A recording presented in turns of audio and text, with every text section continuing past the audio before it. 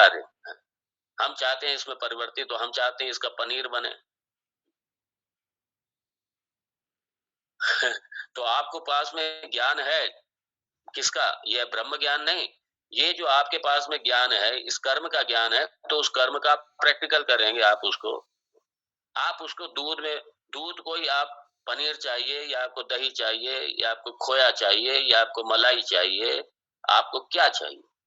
उसके बाद में आप कर्म करेंगे तब जाकर के विकार्य होगा उसमें।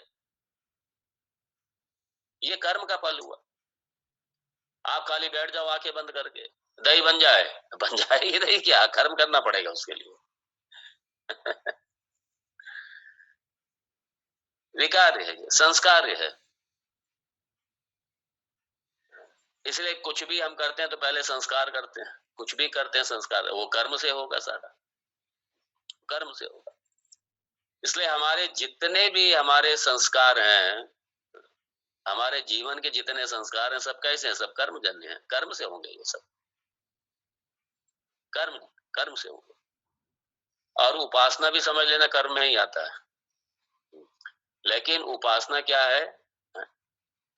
उपासना सिर्फ मानसम कर्म है, मानसम कर्म में आता है, कायिक और वाचिक में नहीं आता।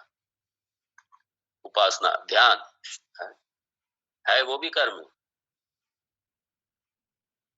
तो ये कर्म से आप पे उत्पाद्य संस्कार्य विकार्य, ये चार, ये कर्म के, ये कर्म का विषय है, एक चार। अब ब्रह्म ज्ञान का विषय कौन सा है? ब्रह्म ज्ञान का विषय ब्रह्म है।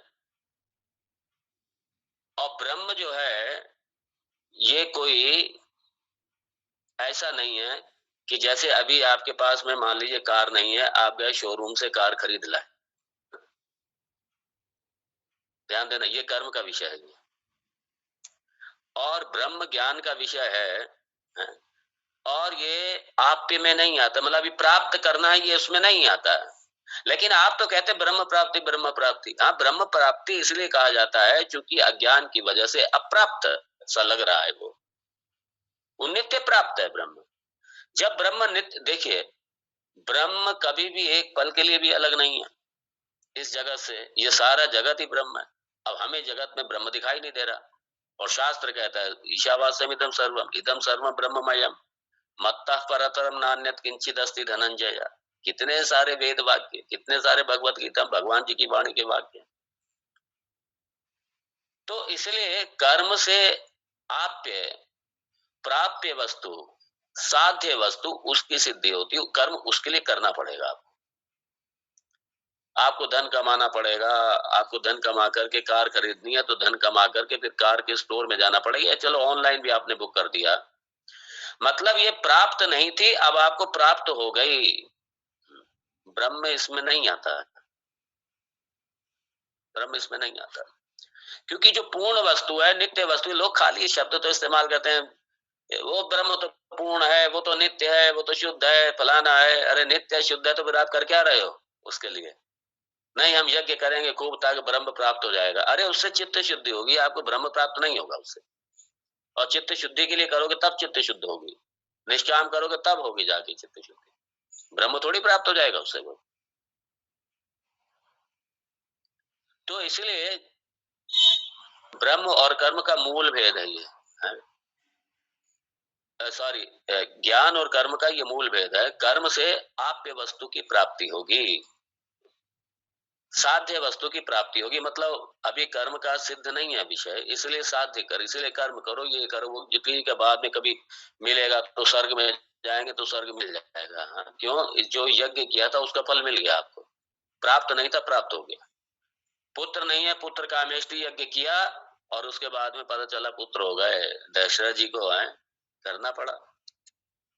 कई बार लोग ये कह देते हैं हम लोग ये करते हैं लेकिन हमें फल नहीं मिलता, मिला ही नहीं हमें फल।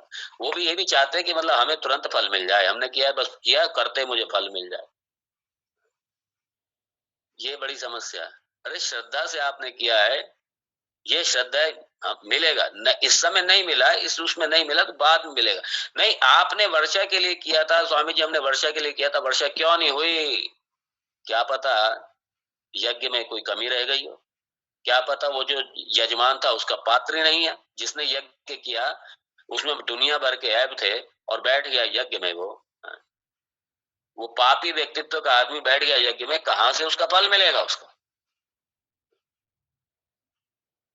वेद का अनुसार, वेद के अनुसार देखिए, शास्त्र सम्मत जीवन जीने वाले, धर्ममय जीवन जीने वाले, शास्त्र अनुकूल जीवन जीने वाले, ऐसे ही लोगों का यज्ञ आदि कर्म में ऐसे ही लोगों का अधिकार भी होता है।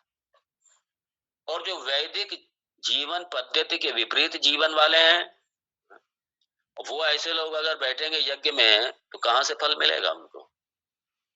नहीं मिलेगा फल। इसलिए एक बार मुझे याद है, वर्षा नहीं हो रही थी, आए हमारे पास, हम अपने स्तर पे ठीक है प्रेयर करते ही भगवान की सब, स्वामी जी कोई आप आदेश दीजिए, कुछ करें। मैंने कहा आदेश लेने से पहले, ठीक है मैं जानता हूं जिन्हें ठीक है पात्र हैं, तो पहले तो यज्ञ आदि अनुष्ठान या जो भी कर्म करना है, पहले उसके लिए सत्पात्र को ढूंढो, योग्य व्यक्ति को ढूंढो। फल कर्म तभी फलित होता है, मैंने कहा योग्य व्यक्ति बैठे और योग्य आचार्य ही उसको यज्ञ आदि जो भी अनुष्ठान है उसको कराए। दोनों में से एक भी गड़बड़ हो गया तो फलित नहीं होगा। वो कह रहे अरे इतना ये तो हमें किसी ने बताया ही नहीं। मैंने कहा ये तुम लोग समझते हो ठीक है यज्ञ आदि करना, यज्ञ कर लेंगे, किसी को भी बैठा दो, कोई भी कर रहा दे यज्ञ, नहीं। तो अब यज्ञ का विषय मतलब कर्म आदि का, कर्म का विषय और ज्ञान का विषय, ज्ञान का विषय नित्य सिद्ध है पूर्ण होने से, नित्य सिद्ध है पूर्ण होने से। वो है भाई, हमेशा है वो, तभी तो पूर्ण है वो। और नित्य है, जब नित्य है तो उसको कहीं से ये ब्रह्म ज्ञान ये थोड़ी करेगा, आत्मज्ञान ये थोड़ी करेगा कि जैसे मान लीजिए हम सगुण के दर्शन करना चाहते हैं, वहां पे आपको कर्म करना पड़ेगा। हाँ, वहां पे आपको अपनी जो भी आपकी उपासना है, जो भी पूजा है, जो भी तप है, ये सब करना पड़ेगा, ये सब आपको। लेकिन जो नित्य प्राप्त वस्तु जो ब्रह्म है, और चूंकि हमारे इंद्रिय अगोचरा है, वो तो ज्ञान चक्षु से दिखाई देगा। मतलब क्या कि जो नित्य प्राप्त है, अच्छा सगुण वाले भी कह देते हैं नित्य है, नित्य है तो भाई आप ये फिर इसमें क्यों नहीं देख रहे आप जगत में ब्रह्म को? नहीं, वो एक रूप को देखना चाहते हैं, आप देखिए रूप को, उसके लिए फिर ज्ञान की जरूरत नहीं है, उसके लिए, उसके लिए ब्रह्म ज्ञान की जरूरत नहीं है, उसके लिए, उसके लिए आपको कर्म की जरूरत है। आप कीजिए तपस्या, ठीक है ब्रह्म है, भक्तों के अपने कल्याण के लिए, भक्तों के उनके तप से, उनकी तपस्या से विगलित होकर वे पिघल जाते हैं और वो एक रूप धारण करके आपके सामने आ जाते हैं वो, क्योंकि आप इसी रूप में दर्शन करना चाहते थे। और ठीक है, फिर क्या होगा, बट वो संसार है वो भी संसार है ये, उससे तो आपकी संसार की निवृत्ति थोड़ी हो गई उस दर्शन से कोई। अगर उसी दर्शन से निवृत्ति हो जाती तो ये लक्ष्मण क्यों रोता बैठा भगवान के आगे, क्यों ज्ञान को मांगता? और भगवान भी क्यों उपदेश देते गुरु होकर के, ये क्यों भगवान ने उपदेश भी इसीलिए दिया, इसलिए आप पे सिद्ध, सिद्ध वस्तु और साध्य वस्तु, इसका फर्क समझ लीजिए। कर्म जो है साध्य वस्तु का निरूपण करता है और ज्ञान जो है वो सिद्ध वस्तु का निरूपण करता है। दूसरा अंतर उत्पाद्य नहीं है, पहले तो आप पे नहीं है, दूसरा उत्पाद, ज्ञान का विषय उत्पाद्य नहीं है, कर्म का विषय उत्पाद्य है। अभी फल नहीं था मेरे पास, मान लीजिए पुत्र नहीं है, तो क्या हुआ, उत्पाद्य। फल ने जाकर के उत्पन्न किया, और फल ने उत्पन्न किया और उसके बाद में आपको मिला। ये उदाहरण है, वर्षा नहीं है, उत्पाद्य करना है, कर्म किया, अनुष्ठान किया। या मान लीजिए मेरे घर में सुख शांति नहीं है, उसे मुझे उत्पाद्य करना है, कर्म उत्पाद्य करेगा उसको। लौकिक भी देख लीजिए ना, गाय है, गाय के पास दूध भले ही है, आप ध्यान करने बैठो, गाय दूध दे दे गाय कहां से दूध देगी? आपको कर्म करना पड़ेगा उसके लिए, उत्पाद्य है। तो वो कर्म से है उत्पाद्य। और फिर उसके बाद में तो एक तो आप पे देखिए, फर्क बता रहा हूं आपको, ज्ञान और कर्म में दोनों के विषय वस्तु अलग अलग है। तो कर्म का जो स्वरूप है वो है आप्य यानी प्राप्य, उत्पाद्य, संस्कार्य। संस्कार्य शुद्ध नहीं था, आप कर्म से उसको आपने संस्कारित करके उसको शुद्ध किया कर्म से, शुद्धता के लिए। इसलिए ये कर्म से शुद्धता, कर्म संस्कार। और ब्रह्म जो है संस्कार का विषय नहीं, कि ब्रह्म कब अपवित्र था भाई? ब्रह्म नित्य शुद्ध बुद्ध मुक्त स्वभाव है, वो कब अपवित्र था जो आप उसको संस्कार करके कर्म से, और आप उसको पवित्र करेंगे, संस्कार ही करेंगे आप उसको, कैसे करेंगे आप? और फिर दूसरा कर्म से होता है विकार। आप विकार उत्पन्न करना चाहते हैं, कर्म से होगा वो। ब्रह्म तो सदा अविकारी है, सदा अविकारी, उसमें विकार है ही नहीं ब्रह्म में, वो विकारवान है ही नहीं ब्रह्म। तो इसलिए ये मौलिक भेद है, भगवान ये कह रहे हैं। इसलिए भगवान ने ये कहा कि विरुद्ध पृथक्त्वात्, पहले का पृथक्त्वात्, दोनों पृथक क्या भाई, कहां दोनों को मिला रहेगा?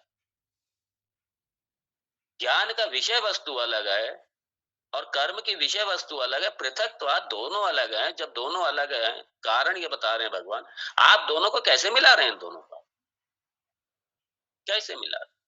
हाँ ठीक है, कर्म की उपयोगिता है, उपासना की उपयोगिता है, लेकिन ब्रह्म प्राप्ति में नहीं, चित्त शुद्धि प्राप्ति में, कृपा प्राप्ति में, योग्यता प्राप्ति में, साधन चतुष्टय संपत्ति प्राप्ति में, इसके लिए इसका सिर्फ योगदान है। उससे ब्रह्म थोड़ी मिल जाएगा उससे, क्योंकि नित्य प्राप्त है ब्रह्म, और अज्ञान से सिर्फ दूरी है। जब अज्ञान से दूरी है, अज्ञान की निवृत्ति आपके किसी भी कर्म से नहीं होगी। जब अज्ञान की निवृत्ति कर्म से होगी ही नहीं तो फिर अब करते रहो कुछ भी। इसलिए भगवान ने भी शायद 9th अध्याय में श्लोक है, न यज्ञ ही न तपई ही, न तप से न यज्ञ से। वेद अध्ययन भी बताए, खाली वेद अध्ययन कर लिया, पारायण कर लिया, मतलब वेद अध्ययन कर लिया, पारायण कर लिया, पाठ कर लिया, उससे थोड़ी को ब्रह्म प्राप्ति हो जाएगी। हमने उपनिषद का पाठ कर लिया और हमें ब्रह्म मिल जाएगा, कहाँ से? पाठ करने से तो ब्रह्म मिल जाएगा? हाँ, उसका फल अलग है, उसका फल तो है, क्योंकि कामधेनु है भाई। हाँ ठीक है, अगर आप अर्थ प्राप्ति चाहते हैं तो ठीक है, श्रद्धा भक्ति से खाली पाठ कर लो, ठीक है, अर्थ मिलेगा आपको, धन मिलेगा आपको, लेकिन ब्रह्म थोड़ी मिलेगा उससे खाली। ब्रह्म तो ब्रह्माकार वृत्ति, आत्माकार वृत्ति, ये वृत्ति ज्ञानम, जो गुरु उपदेश से जो उत्पन्न ज्ञान होगा, और उसके बाद में वो जो उत्पन्न ज्ञान से जो मेरे अंदर का अंधकार मिटेगा, द्वैत मिटेगा। अंधकार मतलब द्वैत मिटेगा, द्वैत मिटेगा। जब मैं ही ब्रह्म हूं, ऐसी जीवेश्वर ऐक्य का ज्ञान मेरे इस चित्त में, इस अंतःकरण में होगा, क्योंकि अज्ञान भी वही है। तो अज्ञान वहां से नाश करके ज्ञान, जब मैं ही ब्रह्म हूं, जब ये मेरा बोध कराएगा, हाँ, तब जा करके, तब वो जो हमेशा प्राप्त है ब्रह्म, जो मैं ब्रह्म ही हूं, अज्ञान का मर्दन करके मेरे ब्रह्म स्वरूप में मुझे अवस्थित करेगा। इसलिए नित्य प्राप्त है ब्रह्म।